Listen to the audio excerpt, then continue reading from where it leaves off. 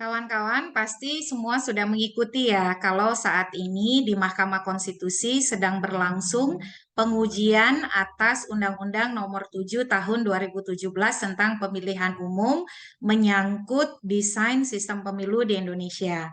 Jadi ada 6 orang warga negara Indonesia yang meminta kepada Mahkamah Konstitusi agar sistem pemilu yang diatur di dalam Undang-Undang Nomor 7 Tahun 2017, yaitu sistem pemilu proporsional dengan daftar terbuka, di mana penentuan calon terpilih berdasarkan suara terbanyak itu dinyatakan inkonstitusional. Sedangkan yang konstitusional adalah sistem pemilu proporsional tertutup, yang di mana penentuan caleg terpilihnya berdasarkan nomor urut.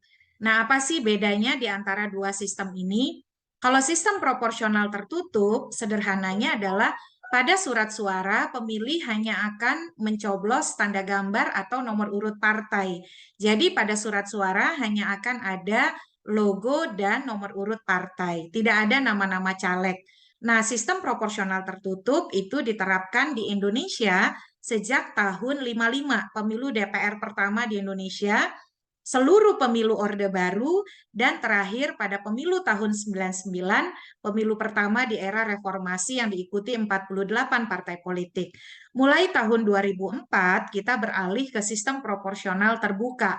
Apa itu maksudnya?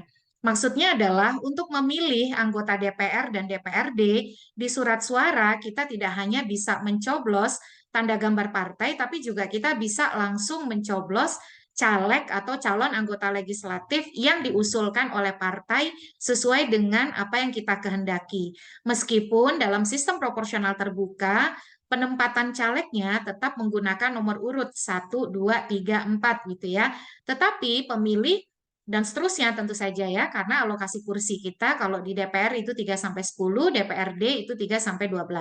Nah, pemilih dalam sistem proporsional terbuka itu boleh mencoblos eh, caleg yang dia kehendaki. Tentu saja satu orang caleg ya yang dia kehendaki agar suaranya sah. Nah, dalam perkembangannya, kalau pada 2004 sistem pemilu proporsional terbukanya masih setengah tertutup, di mana caleg terpilih kalau dia tidak dapat perolehan suara sebanyak harga satu kursi atau 100% bilangan pembagi pemilih, maka kembali ke nomor urut.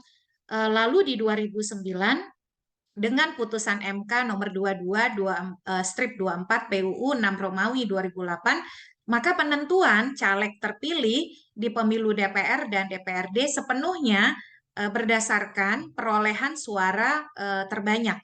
Jadi kalau partai politik mendapatkan 2 kursi, maka 2 kursi itu akan diberikan kepada caleg yang berasal dari partai tersebut yang memperoleh suara terbanyak pertama dan suara terbanyak kedua. Nah, sistem pemilu proporsional terbuka dengan caleg terpilih berdasar suara terbanyak ini diterapkan mulai 2009, lalu berlanjut terus 2014, 2019, dan termasuk pada 2024.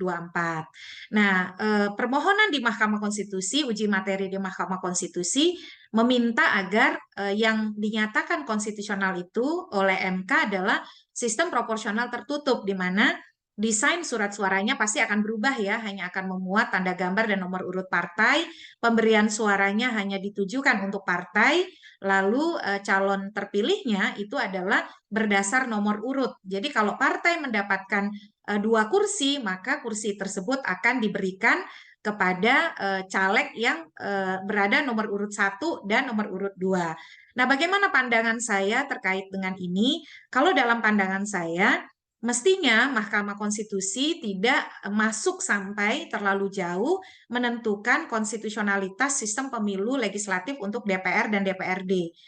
Kenapa? Karena kalau kita baca konstitusi, berbeda dengan pemilu presiden dan wakil presiden yang dimuat secara eksplisit oleh Undang-Undang Dasar Negara Republik Indonesia tahun 1945 tentang pilihan sistem menurut Undang-Undang Dasar, yaitu terdapat di dalam pasal 6A ayat 3 dan ayat 4, menggunakan sistem pemilu 2 putaran atau two round system, majority runoff begitu ya, 50% plus 1. Kalau tidak maka akan ada putaran kedua. Maka di pemilu DPR dan DPRD konstitusi kita tidak mengatur secara eksplisit pilihan sistem pemilu seperti pemilu presiden dan wakil presiden. Pasal 22E Undang-Undang Dasar kita ayat 3 itu hanya menyebutkan peserta pemilu DPR dan DPRD adalah partai politik. Nah, ini tidak bisa dianggap bahwa referensi sistem pemilu kita satu-satunya adalah proporsional tertutup. Karena memang karakternya kalau proporsional itu dia lebih berorientasi kepada partai politik. Sementara kalau yang berorientasi kepada kandidat itu adalah sistem pluralitas mayoritas. Nah, faktanya meskipun kita menerapkan sistem proporsional terbuka, tapi kan yang bisa mencalonkan caleg itu juga hanya partai politik. Karena di Indonesia tidak mengenal calon perseorangan. Nah, bagaimana kemudian Mahkamah Konstitusi sebaiknya merespon uji materi perkara 114 tahun 2022 ini? Menurut saya, Mahkamah Konstitusi perlu konsisten dengan preseden putusan-putusan Mahkamah Konstitusi sebelumnya. Antara lain, putusan nomor 55 PUU strip 17 Romawi tahun 2019. Itu adalah hasil uji materi terhadap model keserentakan pemilu. Mahkamah Konstitusi memang mengubah putusan Mahkamah sebelumnya dengan mengatakan bahwa keserentakan pemilu itu tidak hanya satu-satunya seperti pemilu 2019, serentak 5 surat suara atau serentak 5 kotak, tetapi juga dibuka model-model keserentakan lain, asal tidak memisahkan pemilu DPR, Presiden, Wakil Presiden, dan DPD. Jadi Mahkamah itu dia mengatakan ada sejumlah pilihan-pilihan dari model keserentakan, tapi juga ada rambunya. Rambunya adalah dia tidak memisahkan pemilu DPR, DPD, dan Presiden, Wakil Presiden. Selain itu, Mahkamah juga menyebutkan dalam memilih model keserentakan tersebut ada 5 pertimbangan yang harus diperhatikan oleh pembentuk undang-undang. Jadi model-model itu ada beberapa, lalu pembentuk undang-undang yang diminta untuk memutuskan pilihan modelnya. Inilah yang disebut dengan open legal policy atau kebijakan politik hukum terbuka. Nah, itu yang diatur di dalam putusan 55 2019 ini. Nah, tetapi kata mahkamah di dalam mengambil pilihan model keserentakan sebagai politik hukum terbuka pembentuk undang-undang tidak boleh sembarangan, tetapi dia harus berpedoman pada misalnya di dalam putusan itu disebut satu, kalau berpengaruh pada perubahan undang-undang, maka perubahan undang-undang itu harus dilakukan sejak jauh-jauh hari. Yang kedua, harus menghitung implikasi teknisnya secara menyeluruh. Yang ketiga, harus ikut memastikan bahwa dalam penalaran yang wajar penyelenggaraan pemilu tetap bisa dijaga kualitasnya begitu ya. Dan yang keempat, memudahkan pemilih di dalam menggunakan hak pilih. Yang kelima, tidak kerap kali atau acap kali mengubah-ubah mekanisme pemilihan langsung yang berlaku di Indonesia. Jadi mahkamah itu ketimbang dia masuk ke dalam model keserentakan pemilu yang hanya satu-satunya, dia lebih memberikan rambu-rambu atau pagar-pagar soal prinsip-prinsip di dalam membuat keputusan oleh pembentuk undang-undang. Nah, mestinya dalam pandangan saya pola serupa itu juga yang dianut oleh Mahkamah Konstitusi di dalam memutuskan soal konstitusionalitas sistem pemilu. Karena kalau Mahkamah terjebak masuk dalam menyatakan salah satu sistem pemilu apa yang konstitusional, maka itu akan menutup dari perkembangan modifikasi, improvisasi, dan progresivitas kita di dalam memilih sistem pemilu ke depan. Siapa tahu misalnya ke depan kita berpikir, oh yang cocok untuk Indonesia itu adalah contoh sistem pemilu campuran misalnya, seperti apakah di Jerman atau Meksiko begitu. Mana kita tahu. Tapi kalau sudah dikatakan yang konstitusional A atau B, maka kita akan terikat pada itu. Karena memang ternyata konstitusi kita kan tidak menyebut eksplisit pilihan spesifik sistem pemilu apa yang dianut oleh Undang-Undang Dasar kita, berbeda dengan pemilu presiden dan wakil presiden. Jadi dengan demikian mestinya Mahkamah tadi satu, dia memberikan pegangan prinsip-prinsip bagi pembentuk undang-undang di dalam memilih sistem pemilu yang akan diberlakukan untuk pemilu legislatif, dalam hal ini pemilu DPR dan DPRD di Indonesia.